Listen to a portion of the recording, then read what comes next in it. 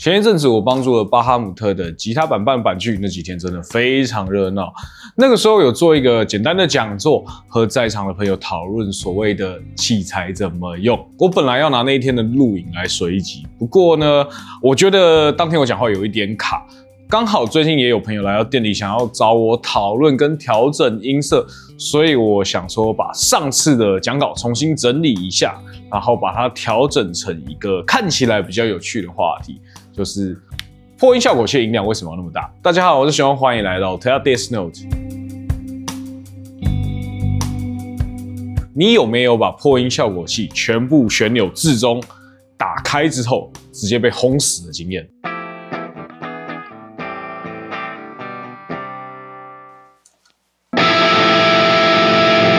你有想过音量那么大到底要干嘛吗？除了大声以外，它有什么功用呢？这件事情我们就要提到音箱了，因为效果器的使用跟音箱是密不可分的。你通常是怎么串接你的效果器和音箱的呢？也就是说，你的讯号链是怎么走的？是一路串到底，直接捅进音箱的 input， 还是有别种接法呢？没错，这部影片表面上是讲效果器，但实际上是在讲音箱啦。所以首先我要来讲最直白的做法，一本道。直接捅进音箱的做法，就是把你的音箱当作所谓的效果器平台 （pedal platform）。讲到 pedal platform， 就不得不提到一个名词叫做 Heron。Heron 其实是许多吉他手一直在讲的名词，它通常代表是从 clean tone 到破音的这一段 range， 就是说你加了多少音量下去，这个音箱才会破掉。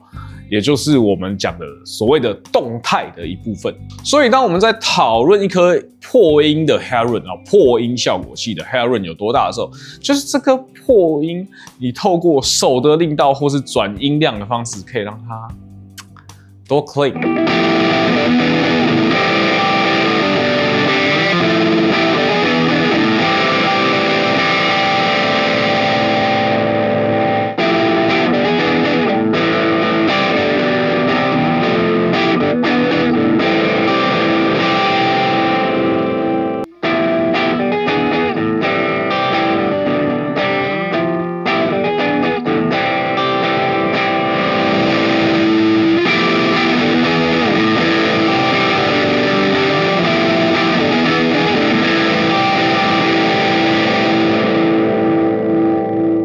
回到 pedal platform 的话题，这类音箱特色就是它的 Heron 几乎是无限大，几乎不管你塞多大的音量给它，几乎再说一次是几乎都可以保持在 clean 的状况。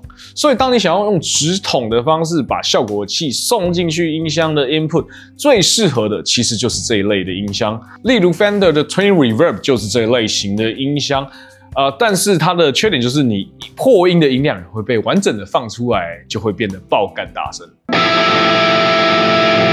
讲到效果器，虽然我讲过非常多次，但在这边我还是要再来复习一次传统效果器的排列方式。传统通常会是破音类，然后再来进到 modulation， 最后进到空间系。那所以当我们用的音箱是 pedal platform， 也就是全 clean 的状况下，你就可以用这样的方式来串接你的效果器到音箱。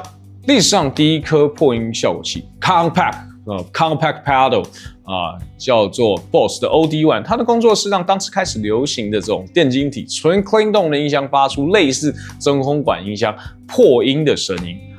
超 OD1 的 TS808 全名叫做 Tube Screamer 808，管子尖叫人，要做的还是做出模拟真空管音箱破掉的声音。所以在我大学那个年代有一句话叫做最好听的破音效果器是音箱头所以当时的吉他手非常流行就是买一颗音箱头。我念大学的时候就曾经只带一把琴跟一颗 Orange 的 Tiny Terror 去 Live House 表演。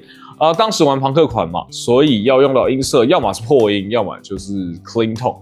要 clean 我就收一点点音量旋钮就好了。但回到传统效果器的串接逻辑，破音类、modulation 跟空间系，那我要用音箱破音的时候，到底该怎么办呢？这个时候就来讲一些超级干股的东西，就是音箱的结构。大家常说的吉他 bass 音箱，在传统上会分成3个区块。前级 preamp， 后级 power amp 跟音箱箱体 cab。好 ，preamp 的工作是负责音色的塑形啊，比如说你的中高低频、你的 gain 量，你基本上音量想要多大。Power amp 的工作是放大音量，就是把你的音量放大，对，但实际上还是会因为使用的材料，例如电子元件，例如使用的真空管，影响它最后出来的音色。但它的工作重点就是把声音放大。最后是 cabinet 啊，基本上会讲 cab。那 cab 的结构又分成那个木箱啊，还有那个 speaker。对，大家知道吧？那个木箱里面放一个 speaker， 就变成一个 cabinet。首先是 speaker， 有的 speaker 会亮到让你哭出来，例如像 Marshall 的 Plexi 很常用的 Bring Back， 它在 clean 跟 low gain 的情况下，真是甜美到会出汁。但是在 high gain 的情况下，根本对我的耳膜有仇。再例如 high gain 音箱很常用到的 V30 这个 speaker， 乍听之下音色可能没有那么开阔，但是只要在 high gain 的情况下，它就可以给你一个非常恰到好处的音色。所以你知道为什么 JC120 会让 high gain 玩家那么痛苦了吗？因为它的 speaker 的纸盆是铝盆，当然不是全铝的，但是就是有铝这样，所以它可以做出超级干净、几乎完美的 clean tone。但是你要接破音的话，可能要花一点功夫下去做调整，这样。再来是箱体，就是装 speaker 的那个木箱，不要怀疑，那个木箱对声音也是有影响的。它有没有封闭，箱体本身多大，也会影响到整体出来的音色。那我们为了让大家可以充分的使用音箱破音，所以音箱上面有一组回路，在 preamp 跟 power amp 之间，就是我跟 John 常常在碎碎念，希望每个音箱模拟产品都要有的 sound return。因为这样走就可以让你的 preamp 处理好所有跟破音有关的事情之后，再透过 SAM 孔把讯号送到你的 modulation 空间系效果器。等他们都工作完之后，再把处理好的讯号通过 return 孔，再重新送到 power amp 放大，最后再借由你的 speaker 放出来。不过，当你用的数位音箱没有 SAM return 这个东西的话，像我现在一样的话，你就把 modulation 空间系放在 cap 之后就可以了。像现在我就是这样使用我的 Two Notes Uppers， 而且 Uppers 可以独立调整开关你的 preamp、power amp 以及箱体，而且还有超过10种的 preamp， 也可以切换不同类型的真空管 power amp， 还有 Two Notes 最自豪的 Dynat IR， 就算没有购买 DLC， 有20-30款让你选用。不管你是要现场直接输出给 PA 台，还是把它当做 preamp 送进音箱的 power amp， 都可以灵活运用。现在到 YSOMA 或者 Teddy's Note 把它带回家吧。当你的讯号链是从吉他到破音，破音到 preamp 再到 modulation 空间系，空间系再到 power amp， 透过这样的方式接线完成传统的破音类 modulation 空间系的讯号链走法，这样的做法就叫做4线法 4 cable method。 绕了这么大一圈，终于要回来主题了。破音的音量为什么要这么大？还记得我们刚刚提到的 Headroom 吗？ Pedal Platform 类的音箱的 Headroom 如果是无限的话，那么带破音的音箱的 Headroom 几乎就是没有，它随时都是处在破的状态。也就是说，当你的音箱在 Headroom 已经透过请给它讯号，就已经把它 Headroom 顶到底的情况下，再给它更多的音量，例如换大出力的拾音器，或是打开那个大声道靠腰的破音效果器，那会发生什么事呢？你的音量不会变大，会啦，但是就是相较来说没有变大那么多嘛。而且数位音箱甚至会因为你的波形被挤成方波，反而听起来变得更小声，因为它的动态本来就比较差。不过这是另外一回事，我们今天没有讨论这件事情。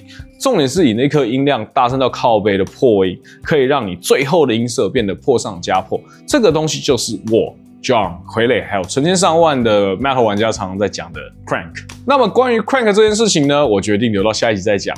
所以今天的影片就到这边。如果喜欢这个频道的话，记得帮我一下订阅，也可以追踪我的 Instagram， 还有 Threads， 也不要忘记加入我的 Discord， 然后晚上跟我们一起瞎聊。总之，我们下次见，拜拜。